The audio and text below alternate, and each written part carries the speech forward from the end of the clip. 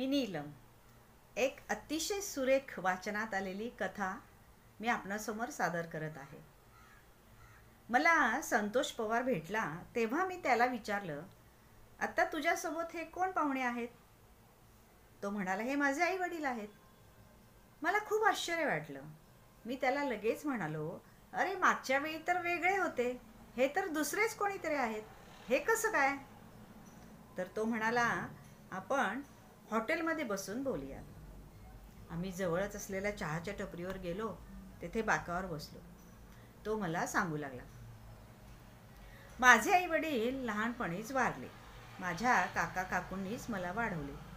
नोकरी लगेच मिळाली आणि छोकरीही, कारण माझे वर्गातील एका मुलीवर प्रेम होते आणि मला नोकरी लागताच मी माझ्या काकांना सांगितलं आणि लगेच त्यांनी होकार पण दिला.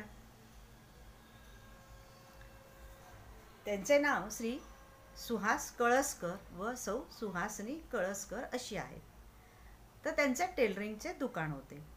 त्यांना एक मुलगा झाल्यावर त्यांनी कुटुंब नियोजन केले व याच मुलाला खूप शिकवायचे ठरवले. मुलाला इंजिनियर केले व पुढील शिक्षणासाठी अमेरिकेत पाठवले.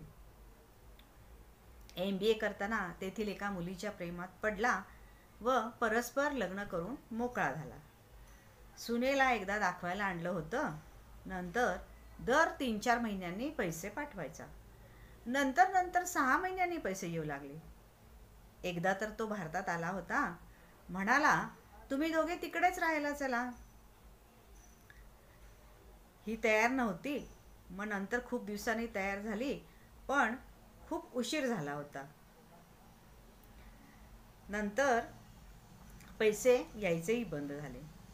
पत्रव्यवहार केला तर कळले की दुसरीकडे वेगळ्या शहरात राहतो आणि त्याला फोन केला तर त्याने त्याची नोकरी गेल्याचे सांगितले आणि आता बायकोच त्याला सांभाळते. तर हेच ते काका काकी की जे माझे दुसरे आई वडील आहेत. किती मोटिवेशनल आणि किती प्रबोधनात्मक ही गोष्ट आहे ना.